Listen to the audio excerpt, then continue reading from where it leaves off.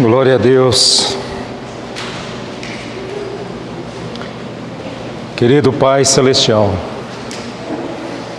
mais uma vez nos encontramos aqui juntos e nós carecemos do Senhor, da Sua Palavra. Querido Deus, nos conduz. Queremos abrir a nossa boca e o Senhor venha enchê-la. Senhor, eis-nos aqui, Senhor. Senhor Jesus, Tu és o grande sumo sacerdote e queremos da Tua boca ouvir a Tua instrução. Senhor Jesus, fortalece-nos neste dia, nessa noite. Queremos a bênção do Senhor. Ó Senhor, louvado seja o Teu nome, Senhor.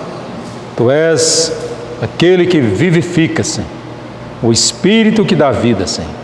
Senhor Jesus, somos do Senhor, somos o Teu povo e queremos a Tua bênção.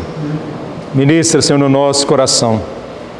Ó amado Deus, louvado seja o nome do Senhor.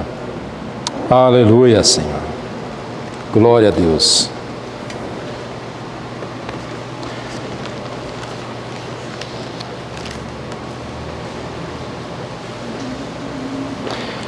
Quando nós lemos a palavra do Senhor em Gênesis, ali nós encontramos a criação.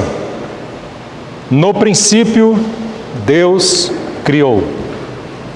Então, no princípio, criou Deus os céus e a terra.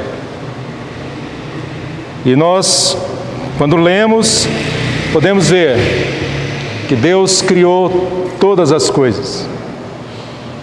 No sexto dia, Deus criou o homem. E Deus fez o homem à sua imagem e à sua semelhança. Deus fez todas as coisas segundo a sua vontade. Deus, Ele é soberano.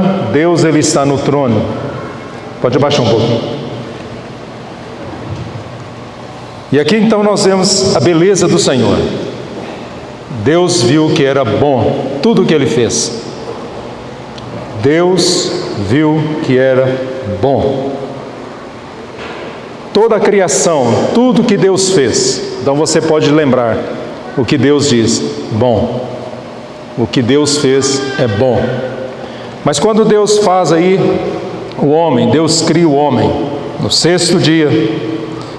E nesse sexto dia, então, nós vemos que Deus fala: muito bom. Muito bom.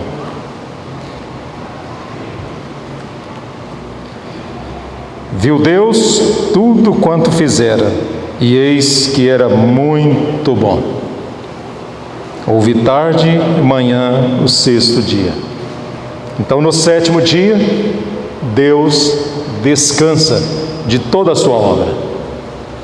Então Deus criou todas as coisas e agora Deus cria o homem e Deus então coloca esse homem no jardim. E o homem então pode desfrutar de tudo.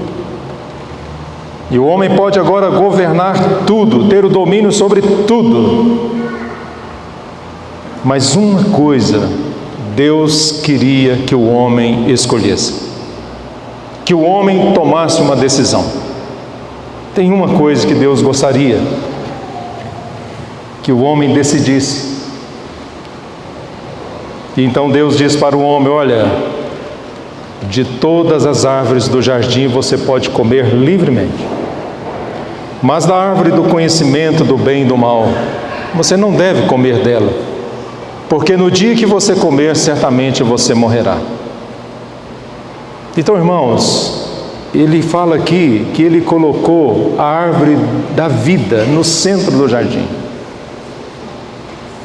Então, quando o homem come da árvore do conhecimento, todo mundo conhece a história, então o pecado entrou. Mas, se o homem tivesse escolhido a árvore da vida, e se o homem tivesse comido da árvore da vida, o que ele teria? Ele teria vida eterna, ele teria a vida de Deus dentro dele. Então esse era o desejo de Deus, que o homem alimentasse da árvore da vida, que o homem escolhesse a árvore da vida. Mas o homem caiu em transgressão. O homem escolheu a árvore do conhecimento do bem e do mal. Ou seja, como Satanás disse à mulher: vocês serão como Deus, conhecedores do bem e do mal. Vocês serão como Deus. Ou seja, o homem escolheu uma vida independente de Deus. O homem quis viver independente do Senhor. Deus colocou o homem naquele jardim. Deus deu todas as coisas para o homem, para ele ter o domínio, o governo. Mas o homem escolheu viver independente de Deus. Então aí veio a morte. E essa morte, trouxe um dano para toda a natureza. E aí então, como nós cantamos hoje, esse infinito amor, o amor de Deus, Deus veio até nós. Deus se esvaziou, Deus se fez homem e Deus habitou entre nós, cheio de graça e de verdade. Deus, por causa do seu amor por esse homem, Deus então envia Jesus Cristo, para que todo aquele que nele crê não pereça, mas tenha a vida eterna. Embora o homem pecou contra Deus, o homem merecia agora a morte eterna, o homem merecia o inferno, a condenação eterna, mas Deus amou esse homem e enviou o seu Filho Jesus Cristo. Então o propósito de Deus lá no princípio, irmãos, é que o homem tivesse a vida dele. Essa era a vontade de Deus, que o homem tivesse a vida de Deus dentro dele. Mas graças a Deus, que Deus nos amou e nos deu a sua vida, nos deu o seu Filho Jesus Cristo. Quem tem o Filho, tem a vida. Glória a Deus por isso. Quem tem o Filho, tem a vida eterna. Quem tem o Filho, tem a vida de Deus. Quem tem o Filho, tem o Espírito de Deus habitando. Quem tem o Filho, recebeu o selo de Deus, uma garantia de Deus, de que quando o Senhor voltar, Ele virá para nos resgatar, nos buscar. Irmãos, essa é a bênção de Deus para nós. Deus nos deu o seu Filho Jesus Cristo. Então isso é pouca coisa? O Marcos fez uma oração aqui no início. Cristo é suficiente para nós, irmãos. Cristo é o melhor de Deus. Cristo é o melhor do que o comer, o beber, o vestir. Cristo é o melhor. O comer, o beber, o vestir para nós hoje é 100 anos no máximo. Nós podemos comer, beber e vestir. Mas Cristo em nós é para sempre, é eterno, é uma vida eterna. Então hoje eu pergunto para você que está aqui nessa noite: você tem a vida de Deus? Você tem o selo de Deus sobre a sua vida? Você tem esse testemunho de Deus a seu respeito, que você é filho de Deus? Você tem esse testemunho? Porque Deus amou o mundo de tal maneira que deu o seu Filho unigênito, para que todo aquele que nele crê não pereça, mas tenha a vida eterna. Esse é o testemunho que Deus dá do seu Filho. Aquele que crê no Filho tem a vida eterna. Aquele que crê no Filho tem em si o testemunho. Você tem a vida eterna. Você que está aqui hoje tem a certeza da sua salvação. Você que está aqui hoje está livre da condenação eterna. E eu pergunto mais, talvez essa resposta para você é sim, mas eu te pergunto: você que tem a vida eterna, você que tem a certeza da salvação, você está esperando o Filho? Você pode dizer hoje: Maranata! a sua esperança, a sua expectativa está mais em Jesus do que numa eleição que nós teremos amanhã. A sua expectativa está mais em Cristo do que no Bolsonaro ou do que no Lula. A sua expectativa está em quem? Você que recebeu a vida de Deus, onde está então agora o seu coração? Você sabe que Cristo virá em breve, e você tem essa expectativa, e você tem essa grande expectativa, que Ele venha hoje, que Ele venha amanhã. Você está pronto para receber essa vida, receber o Senhor onde todo o olho verá. Irmãos, grande foi o amor de Deus por nós. A gente sente muito, porque quantas cadeiras vazias nós vemos aqui, né? Não sabemos o motivo. Cada um tem uma justificativa para não estar congregando hoje aqui conosco, daqueles que reúnem conosco, né?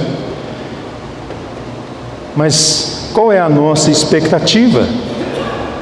Qual é a nossa expectativa em relação ao Senhor Jesus? Ele é soberano, Ele é Senhor, Ele é o pastor, Ele é aquele que nos dá a vida, é aquele que nos sustém, que nos mantém. Qual é a nossa expectativa?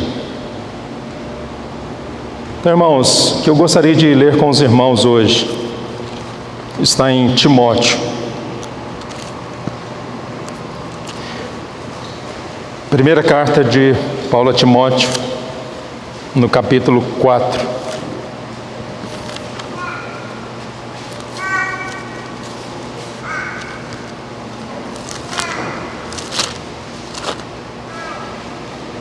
Primeira Timóteo, capítulo 4, versículo 11.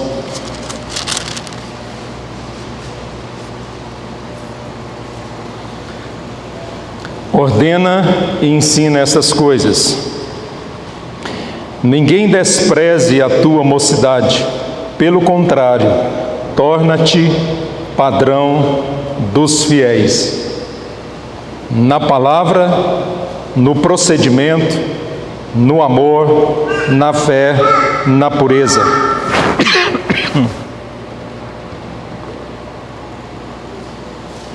Até a minha chegada, aplica-te à leitura, à exortação, ao ensino. Não te faças negligente para com o dom que há em ti, o qual te foi concedido mediante profecia, com a imposição das mãos do presbitério. Medita essas coisas e nelas sê diligente, para que o teu progresso a todos seja manifesto. Tem cuidado de ti mesmo e da doutrina. Continua nestes deveres, porque fazendo assim, salvarás tanto a ti mesmo como aos teus ouvintes. O versículo que eu quero chamar a atenção dos irmãos é o versículo 13. Até a minha chegada, aplica-te à leitura, à exortação e ao ensino. Até a minha chegada, aplica-te à leitura, à exortação, ao ensino. Irmãos, nós cremos que o Senhor está às portas. Então gostaria, que nós aplicássemos aqui, que Paulo está falando aqui para Timóteo. Paulo ia encontrar com Timóteo. Então, até a minha chegada, até que eu chegue, Timóteo, olha, aplica-te à leitura. E essa leitura aqui é a leitura pública das Escrituras. É interessante que eu estava pensando aqui, se essa leitura era a leitura pública, porque a maioria dos irmãos ali às vezes não tinha uma cópia da Escritura, então quando reuniam, faziam a leitura pública das Escrituras. Nós lembramos lá em Lucas, o Senhor Jesus Quando ele foi à sinagoga, eles deram o livro para ele ler. E o Senhor Jesus fez aquela leitura. E ele disse: hoje se cumpriu essa palavra. Quando nós vemos o Filipe e o eunuco estava lendo em voz alta as Escrituras. No entanto, que Filipe ouviu. Então, se nós temos que ler as Escrituras, aí antigamente tinha pouca cópia das Escrituras, então fazia essa leitura pública, então eles se reuniam para ouvir. Hoje nós temos a cópia na nossa mão, e quantos dias às vezes nós passamos sem ler as Escrituras, né? Quantos dias nós passamos sem ler?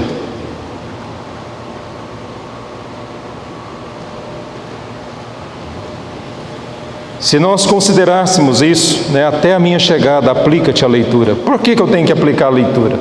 A exortação e ao ensino. Porque há muitos falsos mestres, há falsas doutrinas, e nós temos que estar atentos. Como? Pela Escritura, pela palavra do Senhor. Toda a Escritura é divinamente inspirada por Deus, útil para o ensino, para a correção, para a educação na justiça, a fim de que o homem de Deus seja perfeito e perfeitamente habilitado para toda boa obra.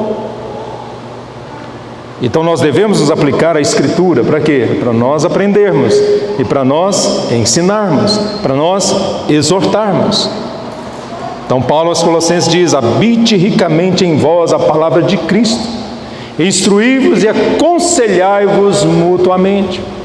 E o Senhor Jesus disse: vocês erram porque não conhecem as Escrituras e nem o poder de Deus. Então nós deveríamos, né, gastar mais tempo com as Escrituras. Então hoje que temos a cópia na nossa mão, não lemos, não gastamos tempo, não conseguimos ler. Então nós fizemos aqui um desafio para os jovens, os adolescentes, os jovens, para ler as Escrituras, pelo menos o Novo Testamento, desde 2 a 2. E isso é importante, que os pais ajudem, incentivem, encorajem a lerem, a chamar um irmão, ou levar o seu filho ou sua filha na casa de outro irmão para ler, incentivar a ler. Em 16 horas, né, se tiver uma boa leitura, consegue ler todo o Novo Testamento. Então a leitura, aplica-te a leitura, até a minha chegada. Irmãos, e olha, vamos ler também Hebreus 3. Hebreus capítulo 3.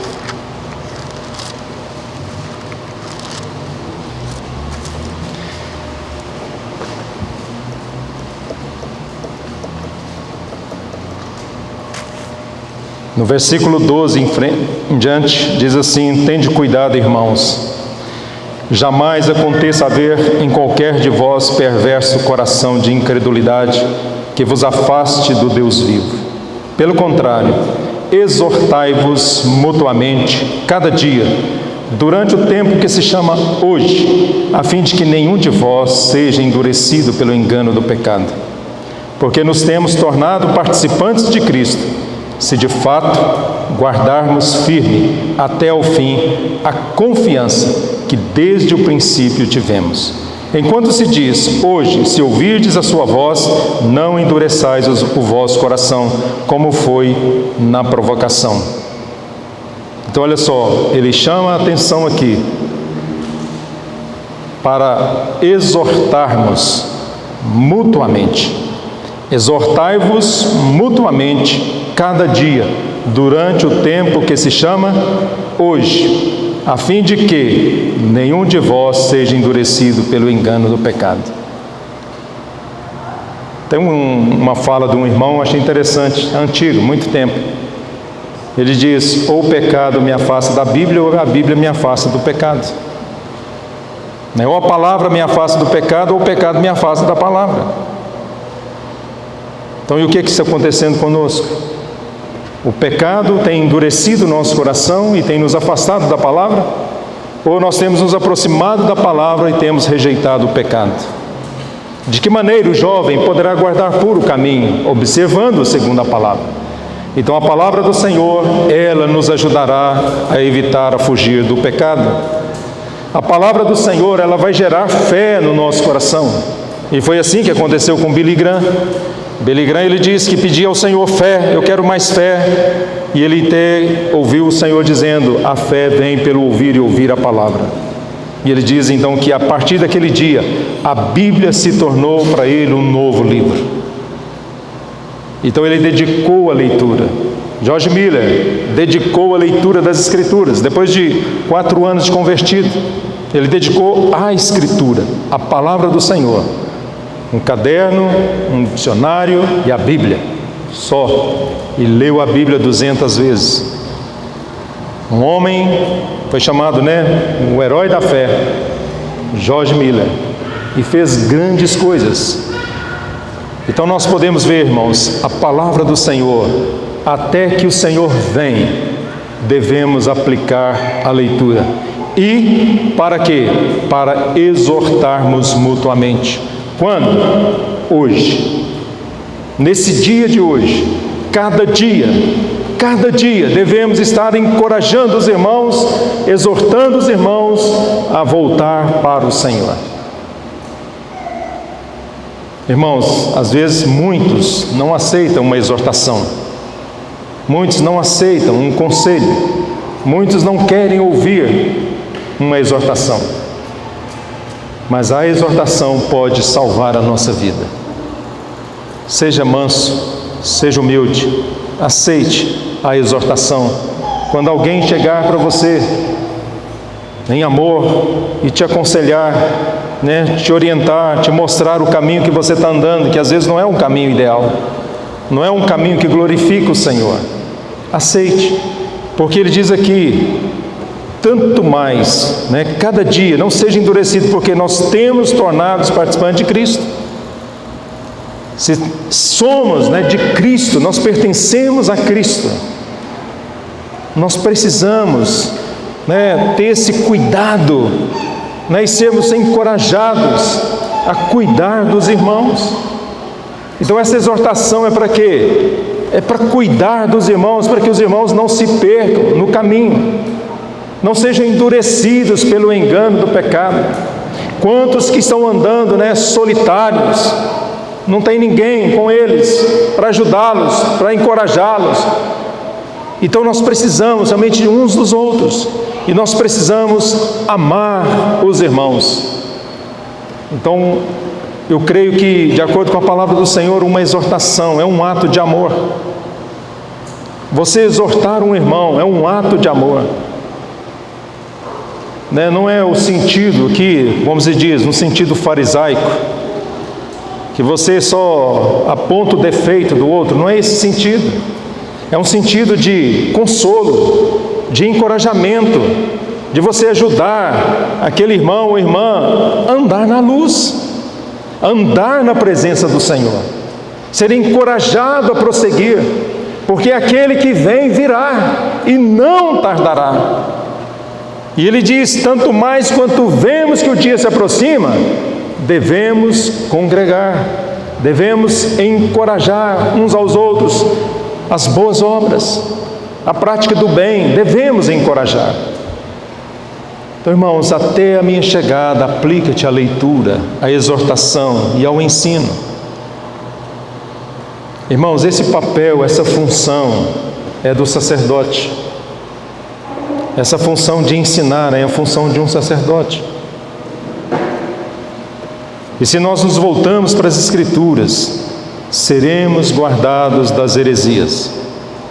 E nos últimos dias, quando Paulo fala a Timóteo, nos últimos dias, muitos apostatarão da fé, por obedecer ensinos de demônios. Irmãos, como é que nós vamos nos guardar disso? Pela palavra, pela Escritura. Aplica-te à leitura. Você precisa ler mais a palavra do Senhor. Todas as vezes que você ler, você vai ver que vai ser diferente. Não é a mesma coisa. Você já leu aquilo umas 100 vezes, 101, quando você lê ela, é diferente. Você já conhece, mas é diferente a leitura. Por quê? Porque essa palavra, ela é de Deus, é a palavra que é espírito e vida. Nós precisamos disso, ter esse encorajamento e ter essa perseverança na leitura, na palavra, na oração. Temos perseverança. É algo diário, irmãos. É algo diário. E às vezes nós queremos muita novidade, nós queremos muitas coisas novas, queremos muitas coisas. Mas, irmãos, com relação à palavra, a oração é exercício, é perseverança, é dia após dia, é dia após dia. É um caminho que às vezes você pensa, parece que não está recebendo nada, não está acontecendo nada.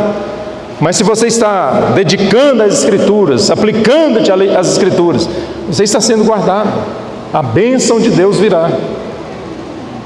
Então, até a minha chegada, até que o Senhor venha, e está próximo, irmãos. A vinda do Senhor está próxima. Nós podemos confiar. Em breve, muito em breve, o Senhor estará aqui. Então devemos, crer no que a Bíblia diz para nós. Então nós temos a oração do Pai Nosso: venha o teu reino e seja feita a tua vontade. É isso que nós precisamos, irmãos. Aplicar a leitura. Para quê? Para sermos transformados por ela, trabalhados por ela, para que nós venhamos praticá-la. Para quê? Para que o reino venha, para que o Senhor se manifeste em breve. É esse o caminho que nós precisamos. Até a minha chegada, aplica-te à leitura. Encoraja os seus irmãos, exorte uns aos outros. Olha, irmão, você está lendo a Bíblia? Irmão, você está lendo? Irmão, você quer que eu leia com você? Irmãos, vamos ler as Escrituras juntos? Irmãos, nós precisamos cuidar uns dos outros nesse sentido, e ajudarmos, encorajarmos um ao outro nesse sentido. E essa exortação diária, porque o Senhor é vindo, irmãos. Nós não podemos perder a bênção de Deus. Quando João diz para que ninguém seja pego de surpresa, a unção, ela é de Deus, ela nos ensina todas as coisas, para que quando Ele se manifestar, mantenhamos de pé. Esse é um caminho excelente, nós temos que estar em pé. Então, aplicando-te à leitura, guardando a palavra no seu coração. Nós vimos sábado que o Natal compartilhou conosco, o Senhor dizendo: esse povo não gosta da palavra. Esse povo não gosta da minha palavra. Então, irmãos, isso é a nossa condição. Então, a condição que nós deveríamos apresentar aqui é isso: é ter prazer na palavra, ler as Escrituras, amar as Escrituras, encorajar na leitura das Escrituras. Hoje, irmãos, infelizmente parece que nós perdemos aquele amor, aquele zelo de cuidar uns dos outros. Parece que há aquele sentimento de que, isso não é da minha conta, isso que ele está fazendo, o que ela está fazendo não é da minha conta. Não tem nada com isso. Isso é problema deles. E aí, irmãos, nós vamos nos distanciando. Mas a questão da exortação, essa que Hebreus chama a nossa atenção diária, cada dia, durante esse tempo que se chama hoje, a fim de que nenhum de vós seja endurecido pelo engano do pecado. E esse engano do pecado, esse endurecimento, ele gera incredulidade, e essa incredulidade afasta você de Deus. A incredulidade nos afasta do Senhor. Então, essa necessidade ou essa responsabilidade que nós temos com os irmãos, essa responsabilidade é para quê? Para encorajar, para os irmãos prosseguirem, para os irmãos não serem pegos de surpresa, para os irmãos não perecerem. Irmãos, quantos hoje nós vemos que estão endurecidos pelo engano do pecado? Quantos hoje estão em incredulidade? não creem mais na Bíblia, não creem mais no Senhor. Quantos deixaram a fé? Quantos abandonaram a fé? Mas, irmãos, olha só, Deus nos deu a sua vida, Deus nos deu o seu Espírito para habitar em nós. E agora o que nós precisamos é isso, é nos alimentar com a palavra dEle, essa palavra que é Espírito e vida, é o que nós precisamos, como um alimento. Nem só de pão viverá o homem, mas de toda a palavra que procede da boca de Deus, né? Disso viverá o homem. Então eu te encorajo, meu irmão, minha irmã, aplica-te, dedica à leitura das Escrituras, né? Quantos irmãos hoje, às vezes, esquece a Bíblia aqui no local, tem muitas Bíblias aí que nós nem sabemos de quem é, quer dizer, deixaram aqui, não sei se tem outra em casa, se tem mais, mas deixam. Mas, irmãos, nós precisamos dar valor nesse livro. Lá fora, em outros países, em alguns lugares, eles não têm essa liberdade para ler a Bíblia como nós temos.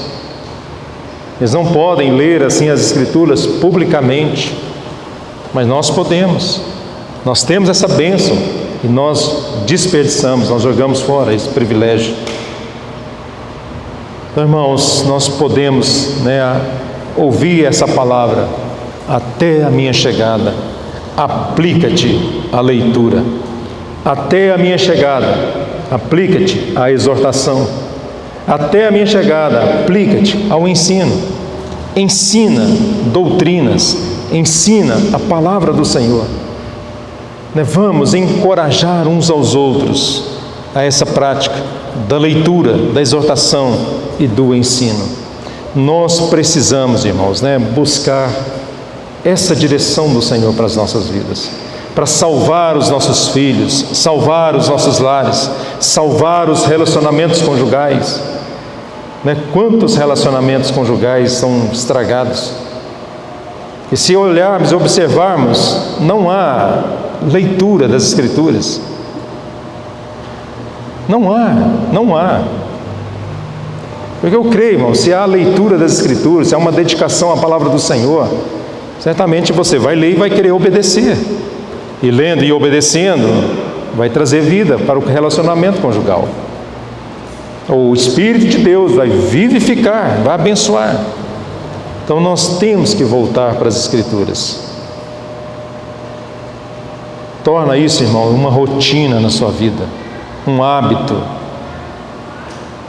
Não fica esperando que você tenha um anjo perto de você te falando: lê a Bíblia. Tem um clarão lá no seu quarto, que os seus cabelos sejam todos arrepiados para você fazer isso. Não espere isso não. Dia após dia, leia. Como foi mencionado aqui de Ana, um hábito: todos os dias perseverava no templo. Pensa naquela época, todos os dias. Então pense nisso, um hábito. Leia as Escrituras, leia a palavra do Senhor. Que o Espírito de Deus te ajude, que o Espírito de Deus nos ajude a praticarmos isso. Ler as Escrituras e ler, às vezes até publicamente, em voz alta. Leia. Pai, leia a Bíblia alto na sua casa, para que o seu filho ouça você lendo a Bíblia. Mãe, leia a Bíblia alto na sua casa, para que seus filhos vejam você lendo a Bíblia. Aplica-te à leitura, leia, dedique à leitura das Escrituras. Irmãos, o mais precioso, o eterno, é que nós esperamos. As coisas dessa vida, tudo vai passar. O seu trabalho vai passar, a sua escola, a sua faculdade, tudo vai passar. Tudo vai passar. Mas aquele que faz a vontade de Deus vai permanecer. E a palavra de Deus, ela vai permanecer. E a palavra de Deus, ela é viva, ela é eficaz. Creia no que Deus diz, creia nas Escrituras. Irmão, tenha fé nesse livro, tenha fé nesse livro.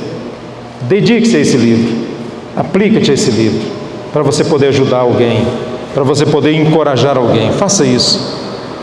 Ô irmão, o que Deus nos deu, nós não temos como recompensar a Deus, mas nós podemos ler a palavra dele, nós podemos dedicar a palavra dele, nós podemos ler a palavra dele. Nós estamos terminando o ano agora, nós vamos entrar agora em novembro. Quanto falta ainda para você ler a Bíblia toda esse ano? Eu creio que pelo menos uma vez no ano nós temos que ler a Bíblia, né? Não é lei, não. Isso não é lei, mas eu acho que o mínimo que nós poderíamos fazer, pelo menos ler uma vez por ano, toda a Bíblia, né? Quanto falta para que você realmente termine a sua leitura? Ou você já leu ela toda? Ainda tem tempo de ler toda a Bíblia, mesmo que você não tenha lido nada. Ainda você tem tempo ainda, que consegue ler até o final, 31 de dezembro, toda a Bíblia. Você ainda consegue. Chamar alguém para te ajudar, vai ser mais fácil. E você vai conseguir. Nós lemos agora o Novo Testamento todo, em 10 dias. Então, ó, Novo Testamento, 10 dias você consegue ler. De 2. É mais fácil. Mas aplique-te a leitura. Pais, né, vamos ensinar os nossos filhos a ler a Bíblia. Vamos ensinar os nossos filhos essa prática, esse hábito de ler as Escrituras. E não só ler, mas praticar, obedecer, porque vai ser bênção para nós, porque o Senhor é vindo, irmão. Nós temos que pensar nisso. O Senhor é vindo, né? O Senhor está às portas. Irmãos, só se você não tem olhos para ver o que está acontecendo no mundo, se você vê o que está acontecendo no mundo, não tem como nós pensarmos que o Senhor não está às portas. Nós temos realmente que estar esperando o nosso Senhor. Não fuja da responsabilidade que o Senhor espera de você. Aplica-te a leitura, é o que o Senhor quer de você. Aplica-te a exortação, é o que o Senhor quer de você. E aplica-te ao ensino, é o que o Senhor quer de você. Talvez você aqui não ouviu nada do que eu falei. Talvez nada. Não precisa considerar nada do que eu falei. Mas considera o que Deus está falando. Aplica-te à leitura, à exortação e ao ensino. Meu Marcos, aplica-te à leitura, à exortação e ao ensino.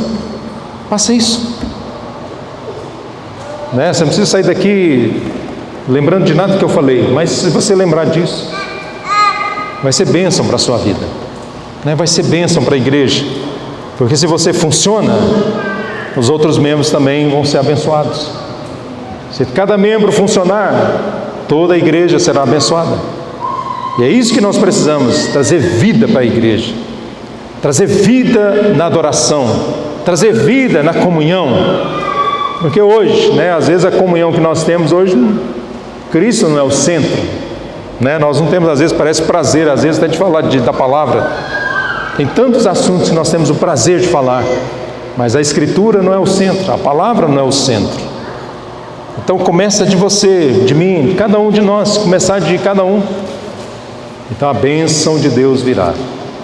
Então decore esse versículo, 1 Timóteo 4,13. Até a minha chegada, aplica-te à leitura, à exortação e ao ensino, e a bênção de Deus virá para nós. Que o Senhor nos abençoe, irmãos, em nome de Jesus.